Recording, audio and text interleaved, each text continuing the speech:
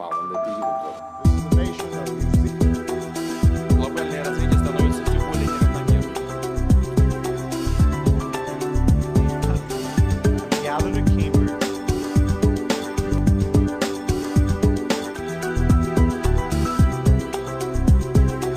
If there is former president, even if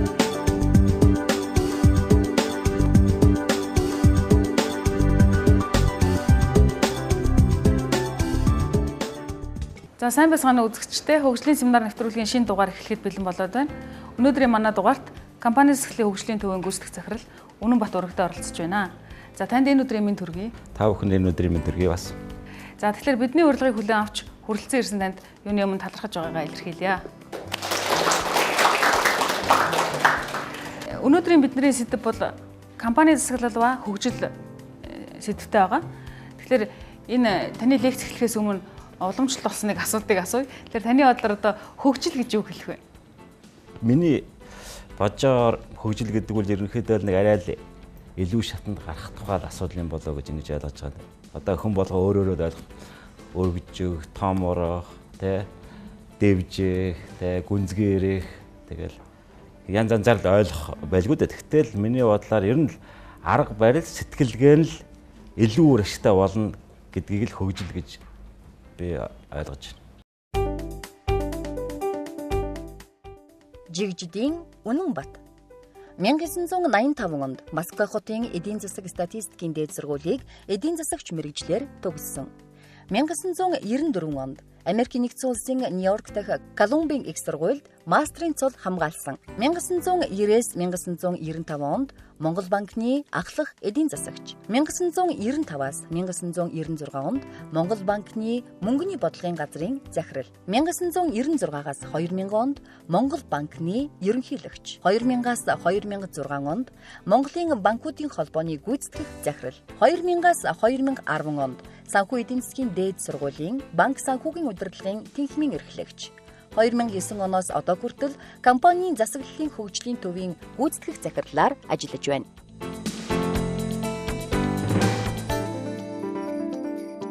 Ер нь хүмүүс нэг компани гэдэг нь бизнесийн байгууллага ажиллуулж ирснээс хойш ер нь түүнийг ажилуулах тэгээд тэр өргөжид дэвжээд эсвэл одоо тэр компани насчаад энэ бүх асуудалд ер нь нөгөө тэр эзэн өөрөө удирдах чадахгүй ийм явдал бол байнга тохиолдох хөгжлийн явцад тохиолдох зайлшгүй байсан.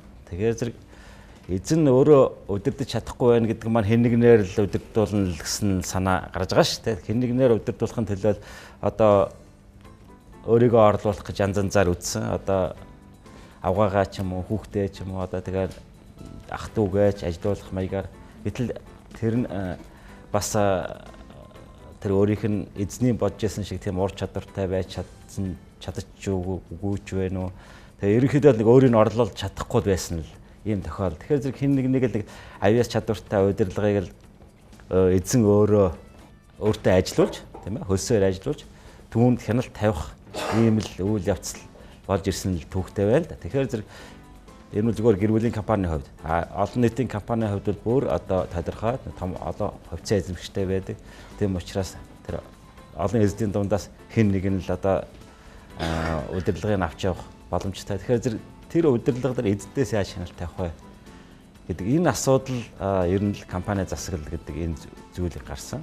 Тэгэхээр зэрэг энэ бол ер нь зөвхөн компани дээрч байдаг зүйл биш. Ер нь альва байгууллага за тэгээд бизнесийн нэгж тэгээд тэр байтга улс орон даяар байдаг хамаатай зүйл байх гэж ойлгож байна. Энэ яга хөгжилтэй холбоотой вэ гэж. Тэгээд ер нь засаглал сайн гэдэг маань ерөөхдөө тухайн байгууллага гэдэг юм уу компани хөрөнгө оруулалт авах боломжтой, өргөжих боломжтой. Тийм учраас нөгөө нэг хөгжих тэр хөрөнгө оруулалтыг авах боломж нь л нөгөөх угаасаа хөгжилтэй, эдийн засгийн хөгжилтэй, тухайн компани хөгжилтэй холбож байгаа учраас энэгээр тайлбарлагдана байх гэж бодож байна. За тэгээд засаглалт бол ерөнхийдөө нэг дөрвөн зарчим байгаад байгаа. Нэгдүгээрт одоо хариуцлага хүлээх. Хариуцлага хүлээх гэдэг маань ерөнхийдөө эзний өмнө удирдлага хариуцлага хүлээх энэ үйл явц. Тийм хариуцлага хүлээнэ гэдгээ ойлгосон, ухамсарласан ийм удирдлага, ийм одоо эзэдэл байх юм бол зөв ажиллаж чаддаг. Тийм хариуцлага тооцохгүй ч юм уу хариуцлага хүлээхгүй тийм байх юм бол ямар болох нь бол та бүхэнд бол ойлгомжтой байх гэж бодож байна. Энэ бол одоо замраагүй байдал бол бий болно. За хоёрдугаар асуудал нь болохоор зэрэг ил тод байдал. Глобальное развитие становится все более неравномерным. Банкн дээр гэх банкн дээр бид нэр хадгаламж өгөөд байршуулдаг. Тэгэхдээ бидний хадгаламжаар тэр банк юу хийх гэж байгаа гэдгийг нь бол бид нар зээл олгож байгаа гэдгийг мэднэ. Тэгэхдээ бид нар зээлийн олгоход оролцдоггүй зөвхөн тэр банкны ажилтнуудад найддаг, тийм ээ. Тэгэхээр зэрэг яг хадгаламж үзэгчдийн хувьд бол тэр өөрийнхөө хадгаламжийн мөнгөөр өгсөн хадгаламжаараа юу хийх гэж байгаа гэдэг талаар зөвхөн цаашдаа тэр банкар дамжаад цаашдаа тэр зээлүүлэгч очтойгоо үйл явц энэ талаар ямарваа нэгэн төсөөл байхгүй. Тэгэхээр зэрэг бид нар өөрийнхөө мөнгөний цаашдын хувь зайнад талаар нэвч шут мэдээлэл байхгүй гэсэн үг шүү дээ, тийм ээ. Тэрнтэй адилхан банк ч гэсэн адилхан. Зээлдүүлэгч өнөөрг дээр одоо төлөх нь найдвартай, одоо урд нь төлжсэн барьж исэн, тэгээ бизнесийн төлөлгөө гэх мэт янз бүрийн шалгуур байдаг баг. Тэгэхдээ тэр мөнгө нь яг өнөөрг дээр өгсөн мөнгө нь яг тэр зориултаар зарцуулагдж байна уу гэдэг тал дээр бас нэвч шот мэдээлэл банкны өвдөж гэсэн байхгүй. Тийм учраас банк чинь нөгөө тэр нэг илүү барьцаа хөрөнгө мөрөнгө гэсэн тиймэрхүү бусад хоёр дахь төрлийн активууд илүү найдаж явдаг шүү дээ. Тэгэхээр зэрэг энэ мэдээллийн тэгш ус байдлыг л одоо аль болохоор л мэдээж байнга байна. Гэхдээ тэрийг аль болохоор арилгах тухайн асуудал бол ерөнхийдөө тэр нөгөө ил тод байдлын асуудал. Ил тод байдал. За мэдээж зэрэг бид нэр компанийн хувьд энэ юуг ярьдаг вэ гэхээр зэрэг компани санхүүгийн болон санхүүгийн бас мэдээллийг ил тод байлгах тухайн асуудлыг авч үздэг. Бид нэр гол төлөв хөрөнгө оруулагчдын талаас бид нэр тэр компани санхүү нь одоо ямар хөө байдалтай байгаа юм? Ирээдүйн төлөв нь ямар байна?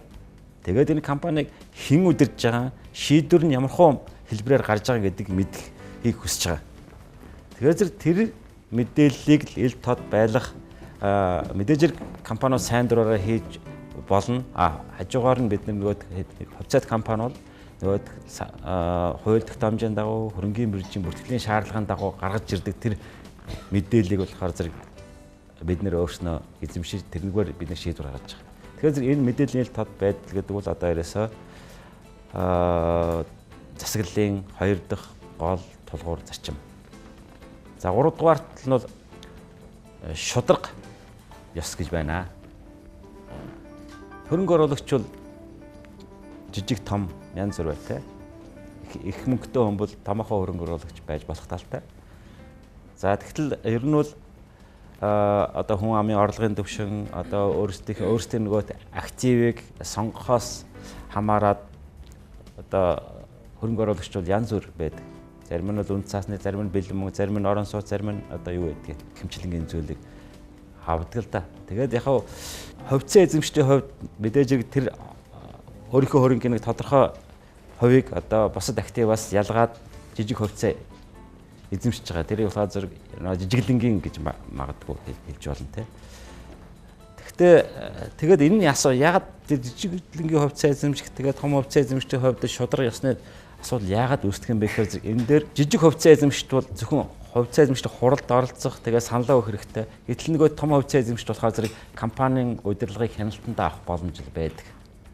Тэгэхээр зэрэг тэрийг нэгдүгээрт яаж зохицуулах вэ гэдэг асуудал. Энэ болохоор зэрэг нөгөө тэр нэг та бүхэн үтсэн ба холбоотой этгээдийн гүйлгээ хянах маягаар зохицуулж болж байна. Нөгөө талаар нөгөө жижиг хувьцаа эзэмшилтийг мэдээлэлээр хангах, хуралдаа оролцох, саналаа өгөх ийм боломжоор бас хэрвээ боломжтой бол ногдлоо шиг авах. Ийм ирэхээр бол хангаж байгаа энэ үйл явцыг болохоор зэрэг шударга байдлыг хангаж байна гэж ингэж үздэг. За дөрөв дэх хамгийн одоо орчин үед хамаатай нэг зүйл болохоор зэрэг компани гэдэг маань ерөөсөө бас нэг нийгмийн амьтан юм байна. Тэр зөвхөн хувьцаа эзэмшигчгээд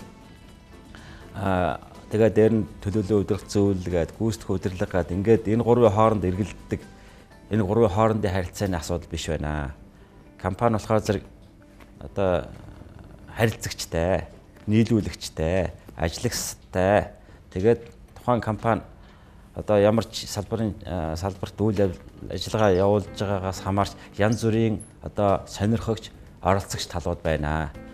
Тэр оролцогч талуудын одоо хууль ёсны болон компанийн хувьд гэрээгээр хүлээсэн үүргээ биелүүлэх тухай асуудал хамгийн чухал байдаг. Тэгэхээр зэрэг энийг болохоор компани нийгмийн хариуцлагч ярьдаг. Одоо миний ярих гэж байгаа энэ дөрөв дэх зарчмын хувьд болохоор зэрэг компанийн үүргийн биелэлтийн асуудал юм байна. Тэгэхээр энэ дөрвөн зарчмын үндсэн дээр компани засаглал хэрэгждэг гэж байна. За тэгэхээр компани засаглалын асуудал маань яг эргээд ярихаар төрийн засаглал дээр ялгаагүй гарч ирдэг тийм. Тэгэхээр таны бодлоор одоо энэ манай төрийн засаглалын одоо өнөөгийн байдал дээр хамгийн түрүүнд засч болмоор тэгээд хамгийн зайлшгүй шаардлагатай хийчихээр ямар зүйл харагдаж байна? Улстай юм уу төртэй холбоотой ирэхээр зэрэг хамгийн яригтай асуудал, төвөгтэй асуудал болж хувирдаг. Нэгдүгээрт манай одоо хүн ам тий одоо 2.8 сая хүн бол манай улсын одоо эдэд тийм ээ. За тэгээд дээр нь одоо тэрийг бас ягаад сонгуулийн сонгуулийн бус насны ингээд нэг хуваарлаа. Тэгээд тэр сонгуулийн насны улсууд нь болохоор зөв хувьцаа эзэмшигч маягийн юм болж байгаа байхгүй юу? За тэг хувьцаа эзэмшигч нь 4 жилд нэг удаа төвзөө сонгож байгаа тий. Төвзөө сонгоод тэр төвзэн шууд гүйцэтгэх удирдлага засгийн газрыг томилж байгаа тий. Энэ үйл явц байна л да тий. За тэгэхээр зэрэг эцэстээ юунаас хамаарч гэхээр зэрэг бид нар хүсэн үсээгүй Монгол улсын хувьцаа эзэмшигч болцсон тий. Манай улс яаж одоо гоё удирдагдаад парламент нь сайн ажиллаад засгийн газар сайн ажиллаад гэхээс илүү бид нар эхлээд сайн болох л ёстой юм. Бид нар өөрснөө илүү мэдээлэлтэй сонгогчд байж ажил мэдээлэлтэй нэлээ одоо чадварлаг сонгогчд байж ажил энэ дараагийн асуудлууд засагдах болов уу гэж ингэж бодож байна. Хувь хүнийхээ хувьд хариуцлага хүлээхгүй мөртлөө хувь хүнийхээ хувьд ашиг хүртэх боломжийг бий болгодог гайхалтай арга хэрэгсэл бол компани юм. Сайн байна уу? Надад нэг асуулт байна л да. Одоо жишээлбэл энэ компани засаглалын хувьд гэх юм бол гадны орнуудтай харьцуулахад одоо манай Монгол орны компани засаглал хэр явж байна гэдэг цаашдын одоо хандлага нь одоо ямар шиг байдалтай байгаа вэ? Энэ талаараас ярьж өгнө үү? 2009 онд биш тэ Дэлхийн банкны ROSC гэдэг стандарт дөрмийн хэрэгжилтийн тайлан гэж хийгдсэн байдаг. Тэр нь болохоор зэрэг 2009 онд компани засаглалын чиглэлээр хийгдсэн. Тайланд дурддагцсанаар болохоор зэрэг ерөнхийдөө тэр олон улсын стандартад хэрэгжилт бол нэлээд сул байсан. Тэгээ ихэнх л бүрэн хэрэгжсэн юм байхгүй юм байл. Тэгээд яагаад иймэрхүү дүгнэлт хүрсэн гэхээр зэрэг бүх юм бол цаасандаар сайхан байна гэж. Амьдрал дээр тэр практик нь алга байна гэсэн ийм л дүгнэлттэй. За компани засаглалын байдлыг үнэлэх үйл явц бол одоо хийгдэж байгаа. За бид нэр бас нэг олон улсын байгууллагатай хамтраад компаниуд өөрсдийнхөө засаглалыг үнэлэх тийм үнэлгээний хэрэгслийг боловсруулж гаргасан. Энэ 5 сард ашиглалтанд өгнө. За дээр нь бид нэр олон улсын санхүүгийн корпорацтай хамтраад компани засаглалын score card гэдэг үнэлгээ хийж байгаа. Тэр нь болохоор зэрэг компаниудын олон нийтэд ил болгосон мэдээллээр үндэслэж засаглалыг үнэлдэг. За тэгэхээр зэрэг бас их асуудалтай ордог. Ягаад гэвэл манайх ч нөгөө ил тод байна гэж сураагүй. Өөрийнхөө компаниуд өөрсдийнхөө аль нь олон нийтэд ил тод байх юм, аль нь нууцлах юм тэрнийхээ учрыг олдгоо. Тэрийг учраа олоогүй учраас бүгдийг нь нууц. Тэгээд хоорондоо дандаа бие биенийг хардаж сэрдэх, тэгээд өрсөлдөх, тэрийг тэр үйл явцаа бас нөгөөт нь ангилж чадаагүй учраас ер нь их нууцлах хандлагатай. За та бүхэн олон улсын хэмжээнд хөрөнгийн бирждээр бүртгэлтэй компаниудын мэдээллийг болохоор зөв өөрийнх нь вебсайтаас ороод эсвэл одоо тухайн хөрөнгийн биржээс ороод бол дуртай мэдээлэл аав, тийм ээ? Мэдж байгаа. За Америкийн компаниудыг авч болно. Манай компаниудыг бол авч болохгүй.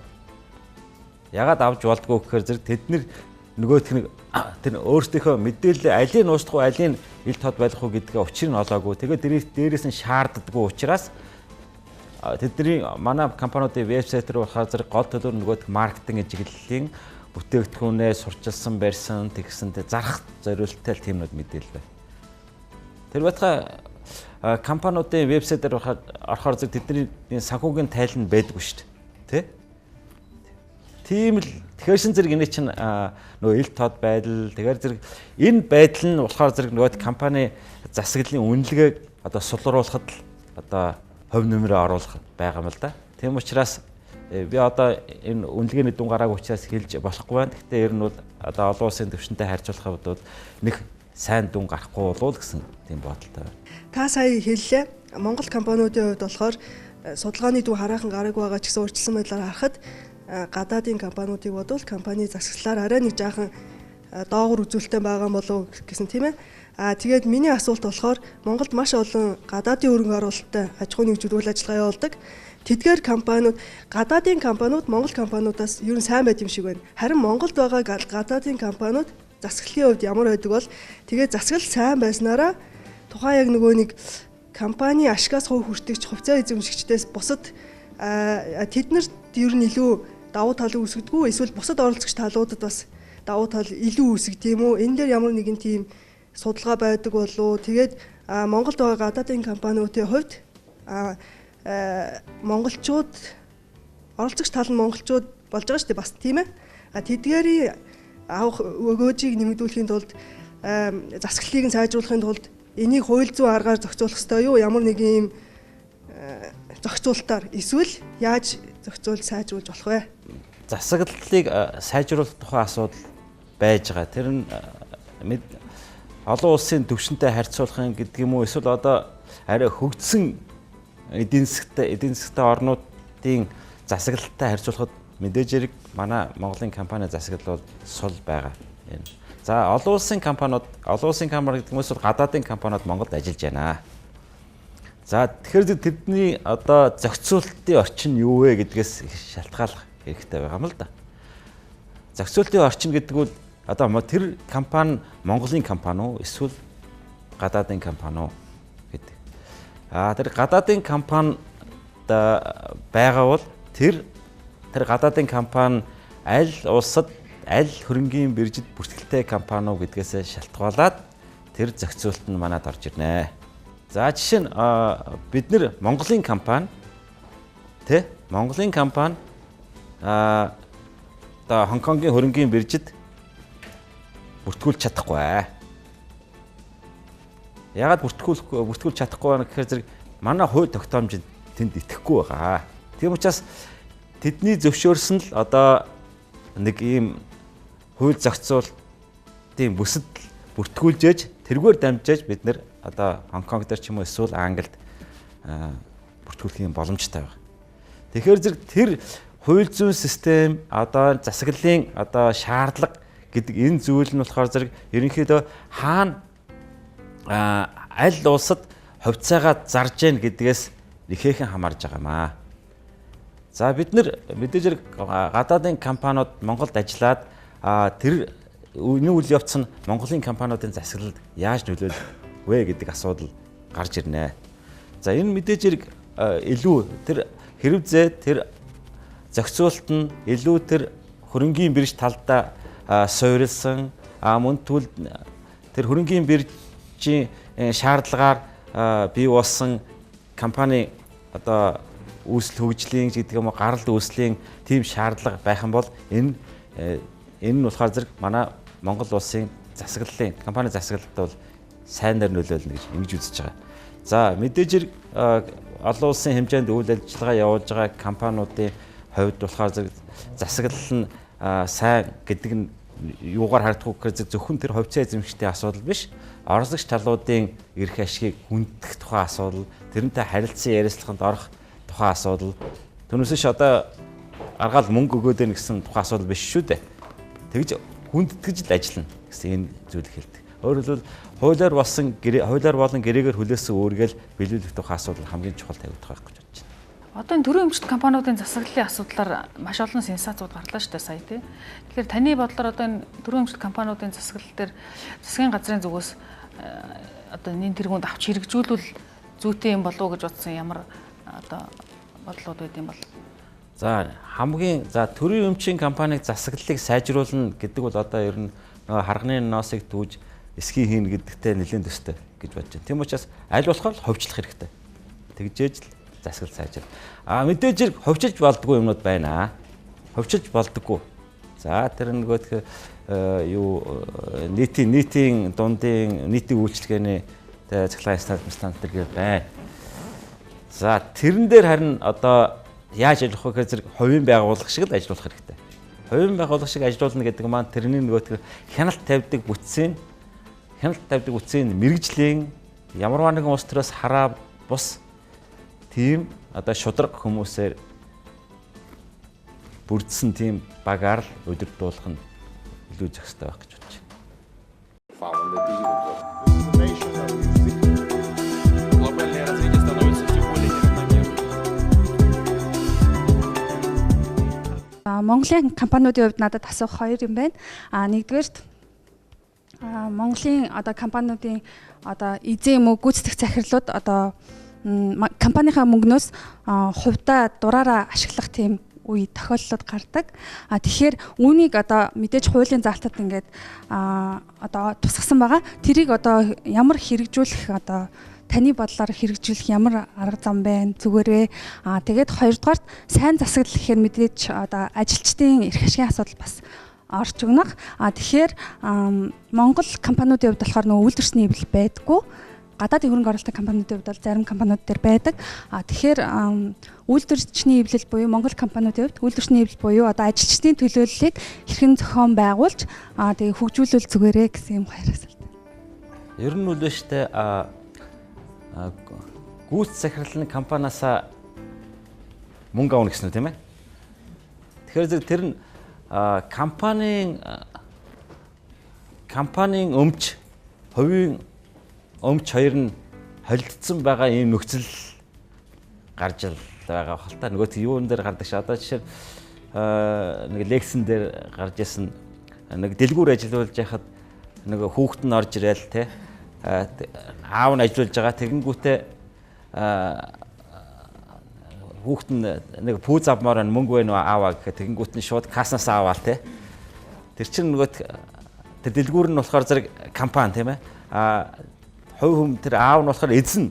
Тэгэхдээ тэр хүний тэр хүүхдэд өгж болох мөнгө нь болохоор зэрэг гол төлөв цалингаасаас юм эсвэл ноглашгаас тиймэрхүү юмар л өгөх хэвээр. Тэгтээ мэдээж тэр дараа нь тэр суудхан тооцох тиймэрхүү юм хийж л байгаа байх та. Тэгтээ тэр зарчим бол одоо босод хүн харахад ч гэсэн их эвгүй тийм үйлдэл байх гэж ингэж бодож байна. Хэрвээ компани хөрөнгө одоо эзэдийн хөрөнгө хоёр хоорондоо ялгагдахгүй болвол тэгэл тэр чинь бараг компани өмч гэж үтсэн гэж гээд байгаа шүү дээ. Тэгээ хизээ яаж хэрэгжих вэ? Маргаан гарвал хэрэгжинэ. Маргаан гарахгүй бол тэгэл байгаад байгаа.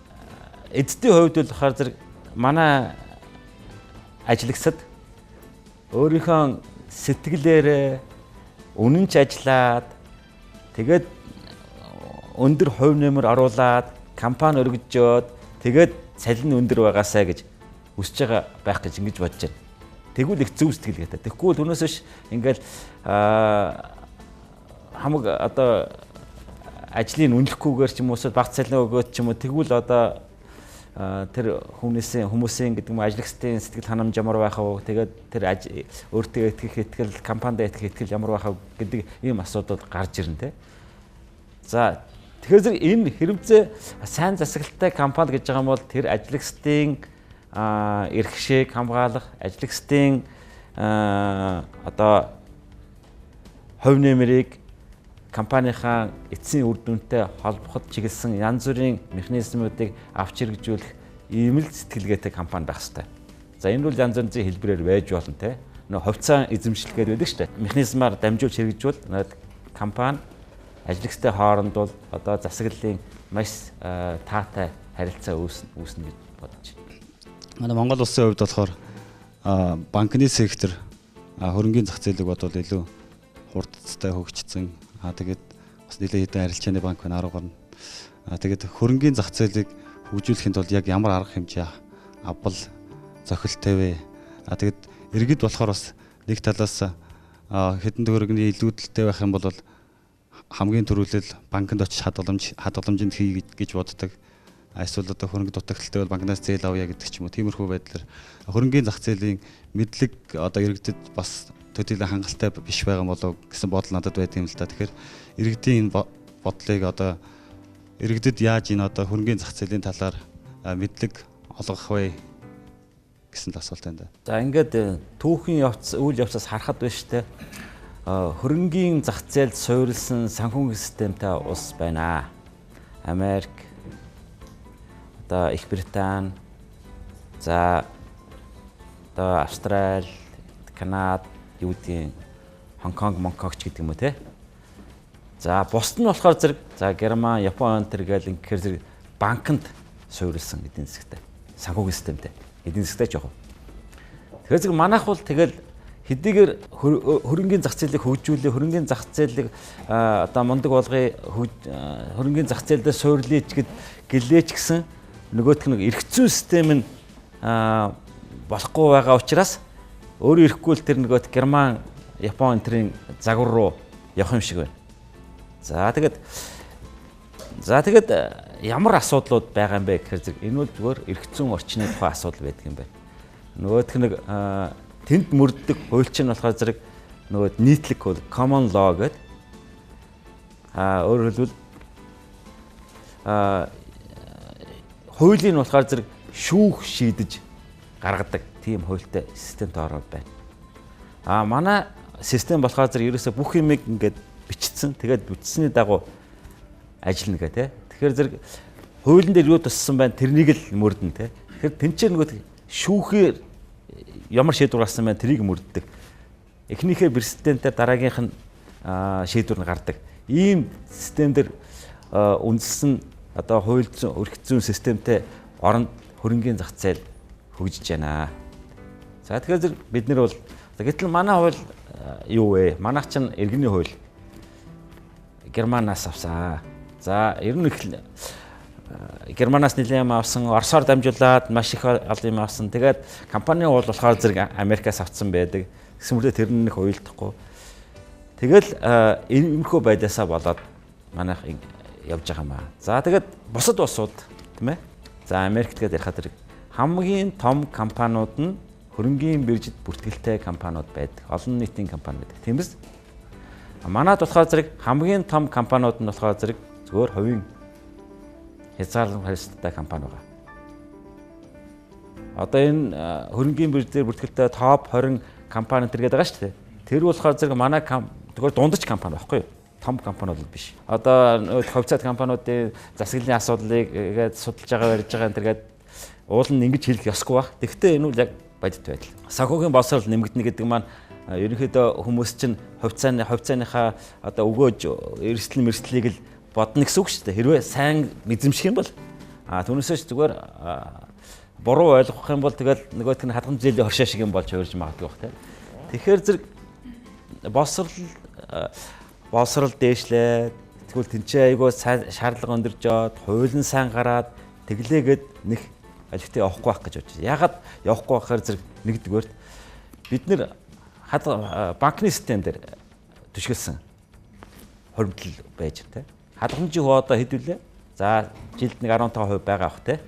Тэгээ бид нар тэрнээс илүү л өгөөж хүсчээж л бид нэр хувьцаа авах хэрэгтэй байсан тийм. Тэгэхээр зэрэг тэр механизм нь одоохондоо болоогүй. Нэгдүгээрт манай хадгаламжийн хувь гэдэг юм өндөр. компани засаглалын тухай ойлголт ер нь сүүлийн хэдэн жилүүдээс л ер нь яригдаж эхэлж байна тий. Тэгээд томоохон компани, корпорац, хоолдонгийн хэмжээний компаниуд бол энэ дээр өөрсдөө анхаарад судлаад янз бүрийн гадаад дотоодын сургалтуудад хамрагдаад явж байгаа. Гэтэл яг энэ талаар ойлголт байхгүй маш олон бусад компаниуд зөндөө байгаа тий. Тэгэхээр тэр компаниуд руу чиглэсэн сургалт тийм зөвлөгөө ер нь энэ компани засаглалын төвөөс хэрхэн яаж явуулдаг вэ? Энэ талаар бодлого нь яг ямар хөө байдалтай явагдаж байгаа бол альва бүх юм нөгөө өөр дээр нь тулаад ирэхээр зэрэгэл нөгөө компаниуд чинь засаглалаа сайжруулах гад ба сургалт хамрагдаад судалгаа модлого өөртөө хийгээл ингээл явж байгаа тэр үл яг үнэн л дээ. За гэтэл нөгөө жижиг компаниуд айгүй нөгөө эзэн нь өөрөө удирдах явж байгаа тийм компаниуд байгаа байхгүй. Өөрөө өөртөө зөрчилдөхгүй, өөрөө өөртөө зөв учраас тэрэн дээр ямар ч засаглалын асуудал тулгархгүй. Тэгвэл бас нэг санаа зовсон юм байгаа. Юу гэвэл за ингээл явж л байдаг тэгж жагаад энийг нэг өргөжүүлмөр байдаг. Эсвэл одоо энийг одоо дараагийнхаа хүүхдээ ч юм уу хэн нэгэнд нь өлөл залгамжлуулмаар байдаг гэсэн иймэрхүү асуудлууд тулгарч л байгаа. Тэгээ хажуугаар нь бас нэг хөрөнгө оруулалт шаардаад ирэхээр зэрэг гадны хөрөнгө оруулалттай уулзгаар зэрэг нөгөөдөл нь засаглалч ямар байр нөгөө түүз мүүзэн тэр гэсэн тиймэрхүү шаардлага тавиад байгаа учраас ер нь одоо компани засаглалын хувьд засаглал тэдний хувьд бол бас урд нь өмнө тулж ирсэн гэж хэлж болохоор байгаа. Гэхдээ тэрийг ихэнх нь мэдэхгүй явж байгаа. За тэгэл засаглал гэл ингэрээд сайн учрыг нь ойлгохгүй гэсэн мөртлөө энэ засаглал гэж хэрэгтэй зүйл юм байна гэсэн тиймэрхүү ерөнхий хандлагаар ажиглагдаж байгаа байх гэж бодож байна. За тэгээд тэднэрт яах вэ гэж. Нэгдүгээрт бид нэг юм ямар ч компани ороод өөрсдийнхөө засаглалын үнэлгээг хийж болохоор тийм үнэлгээний хэрэгслийг интернет суурилсан тийм үнэлгээний хэрэгсэл гаргах гэж байгаа. За тэгэнгүүт тэд нар одоо интернет хүн болгоно л хэрэгжилж байгаа юм чинь тэргээр ороод өөрсдийнхөө компаниг үнэлгээ хийчихнэ. Тэгээд ямархуу асуудал өөртөө нь дутагдж байгаа гэдгийг хэрвээ тэр засаглалын асуудал үнэхээр шохорхож байгаа бол тэр хүн өөрөө олоод мэдчихнэ. Тэгээд дараа нь бид нарт хандаж зөвлөгөө авах тухай сургалтанд хамрагдах тухай асуудал бол байгаа. Тэгээ эхлээд өөрсдийгөө нэг таних мэд өөртөө нэг онш 50 гэдэг байгаа байхгүй юу? Онцлогоо хийгээд тэгээ хэрвээ хүсвэл наашаа ярил гэж байгаа тийм. Глобальное развитие становится все более неравномерным. Хөгжилтэй холбоотой нэг асуулт асуух гэсэн. Бид нар бол Монгол улс юунд ямар цаашид ер нь ямар хандлагаар хөгжих вэ? Монгол улсын эдийн засгийн хөгжлийг хөдөлгөгч гол хүч нь юу байх вэ гэд залуу хүмүүс нэлээх ярьцгаадаг. Өнгөрсөн хугацаанд бол ингээд уул уурхайн салбарт манай улс чамгүй амжилтанд хүрж байна. Гэхдээ эдийн засгчид юу гэж ярьж ирсэн бэ гэхээр уул уурхайн энэ хөгжил маань улс орны хувьд яг хөгжил гэхээс илүүтэйгээр эдийн засгийн өсөлтийг ямар ч ихний хэлжинд авчрах юм байна. Хөгжил гэдэг дээр нь бол бас эргэлзэж эхэлсэн. Таны хувьд Монгол улс цаашид юу ямар замаар хөгжих юм болоо? Та Адам Смитийн шиг laissez faire, laissez passer гэд тийм ээ. Одоо тэр зарчмаар зүгээр ингээд төр олвол зохицуултыг хийж өгөөд ингээ орхиход иргэдэн улсаа хөгжүүлээ явах байхаа гэж бодож гин үү? Эсвэл Кейнс шиг төрөөс ерөнхийдөө юм зохицуулт орж иж манай улс хөгжих ёстой гэж боддгоо. Хэрвээ төрөөс ямар нэгэн зохицуулт байх ёстой гэвэл энэ төрөөс жижиг дунд үйлдвэрээ дэмжих юм уу? Эсвэл нөгөө мэдлэг суурилсан эдийн засаг гэдгээр явах юм уу? Манай улс ер нь яавал хөгжих бол гэж та боддог вэ? За би одоо миний хэлэх үг наад хоёрыг чи алинд нь хамаарах юм би сайн мэдэхгүй байна л да. Гэхдээ ер нь мэдээж хэрэг одоо эхнийх нь хөдөлгөгч хүч нь бол одоо газрын баялаг гэдэг нь ойлгомжтой байна те. Газрын баялаг нь мөнгө болгож байгаа байхгүй юу? Мөнгийг авчирж байна. Тэгээд дараа нь нэгдүгээрт мөнгөө яаж эхлээд олох вэ гэдгээ маш өөр ашигтайгаар яаж олох вэ гэдгээ бодох хэрэгтэй байна. Дараа нь тэр мөнгөө яаж одоо юу гэдгийг эдийн засгийн хямрал энэ төр болно шүү дээ. Тэрэнд одоо тэрэнд зутарчихгүйгээр шиг тэгээд нэг тогтвортой хөгжлийн бодлогыг төсөөрөө дамжуулаад яаж хэрэгжүүлэх вэ гэдгийг нэг хоёрдугаар бод. Тэгээд дараа нь болохоор зэрэг мэдээж тэрэн дээр илүү юм гарвал тэрийг уул уурхайн бус нөгөөх нэг эдийн засгийг олон төрөл болгоно гэдэг тиймэрхүү юм руугаа яаж зарцуулах вэ гэдгийг бодох. Тэрний тэгээд тэр нь юутай зэрэгцэж явах вэ зэрэг нөгөө хүмүүсийн босрол эрүүл мэнд. Тэгээд идэвхсэн. Усаас хийж чадах юм бол тэр л байгаа. Тэрийг л ус зөв хийх хэрэгтэй. Тэгэхгүй одоо энэ тэндгүй үйлдвэр байрны юу лээ ер нь их бизнес их тухайн юм их ярьдаг л усод байгаа хгүй юу. Тэр чинь л одоо хамгийн буруу. Яг хийж ёстой зүйлэл сайн хийх хэрэгтэй. Тэг өөр ашигтай. Бага зардлаар. Авах хүнд нэг өгч ирдэн, орхих хүнд мянган сургаалж улиг.